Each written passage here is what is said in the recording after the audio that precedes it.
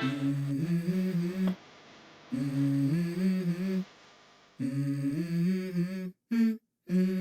go.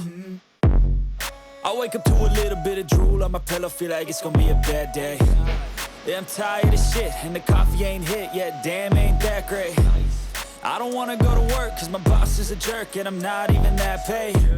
I need a change in my...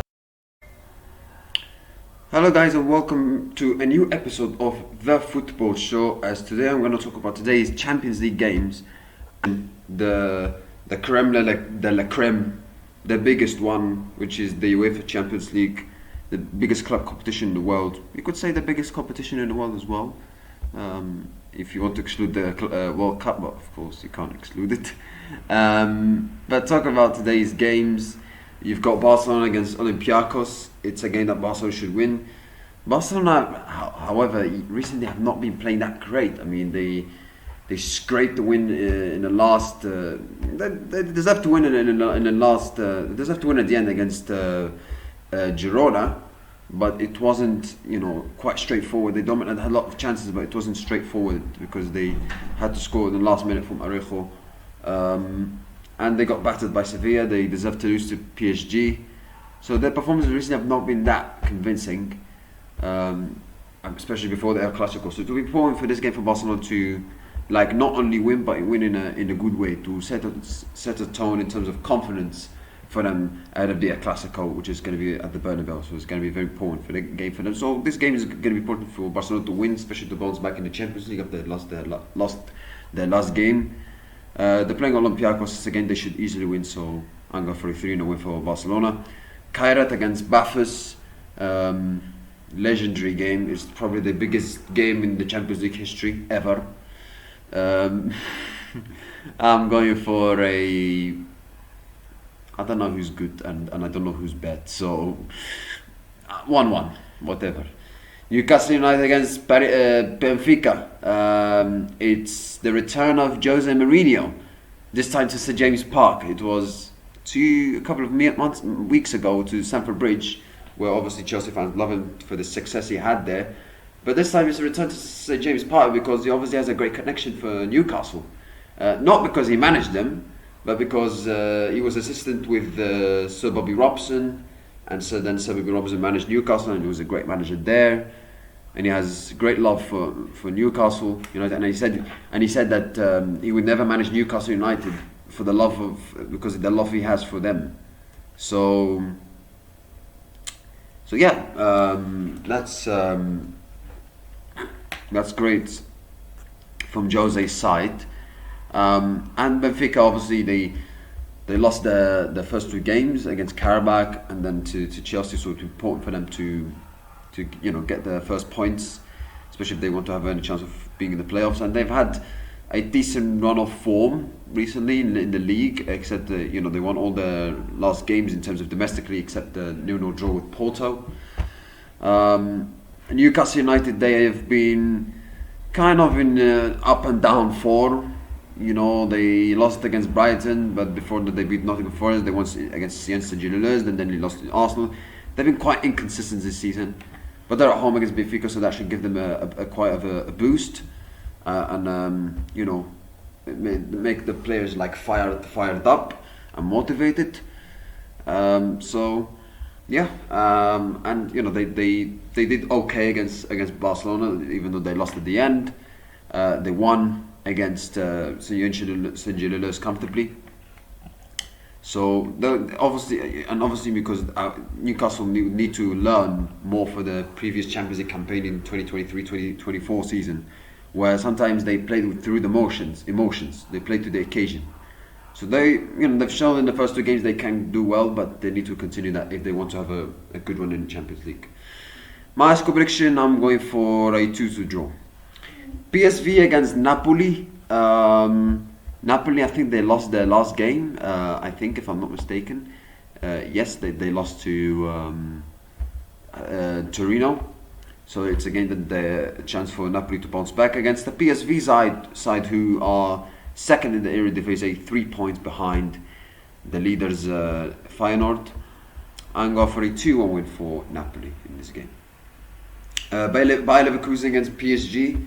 PSG have not been. They've been in very good form in the Champions League, but not so much domestically as they drawn a couple of games recently, and they are actually second in League behind Marseille. Whereas Bayer Leverkusen, they are fifth in the Bundesliga. I expect a good win for PSG. Away from home might not be easy, but I'm going for 2-0 win for PSG.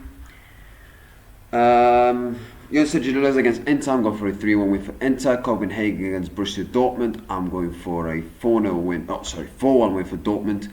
Athletic Bilbao against Karabakh, who Karabakh have done really well. Won 2 games, I think. So 2-0 win for Athletic Bilbao. Villarreal against Manchester City. Manchester City have been a decent run of form, even though they've got some narrow wins.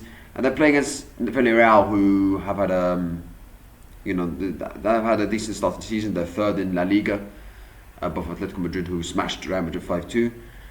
And Man City, they need to bounce back from their last Champions League game, because it's a game that they should have won against Monaco. Away to Villarreal will not be easy, but I expect them to win, so I'm going for 2-1 win for Manchester City. And finally, let's move on to Arsenal against Arsenal against Atletico Madrid. Sorry, I was going to say Benfica, but Arsenal against Atletico Madrid. Arsenal, they've been in a very, very good run of form in all competitions. They're top of the league, 3 points clear. They've won 2 games in the Champions League, 2-0 wins. And all competitions, they've done really, really well. The only game they lost, which came from an amazing free kick at Anfield to Liverpool.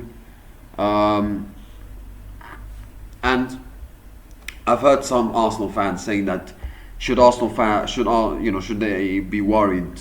Should them be worried about the narrow wins they are having? Because they won 1-0 against Fulham, 2-0 against West Ham, 2-1 against Newcastle.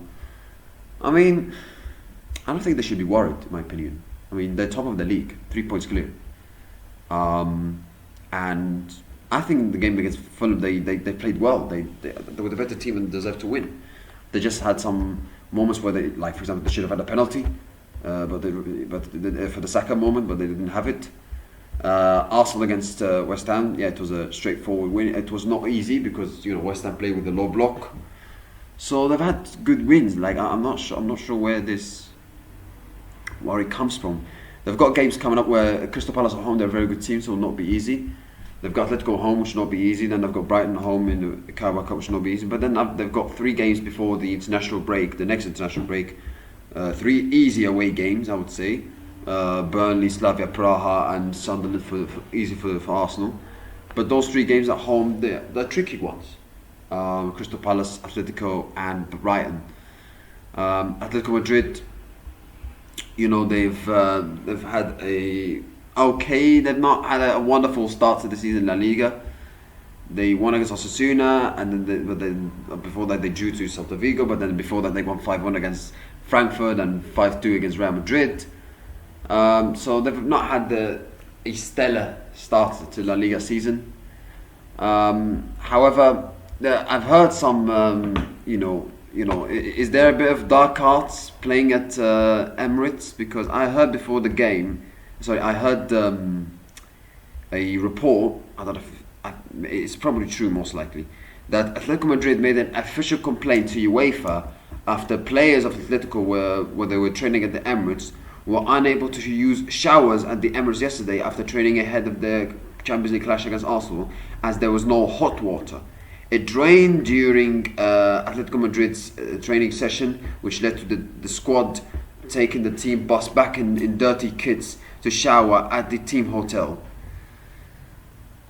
Is that a bit of dark arts from Arteta and Arsenal against a team who are very famous for using dark arts?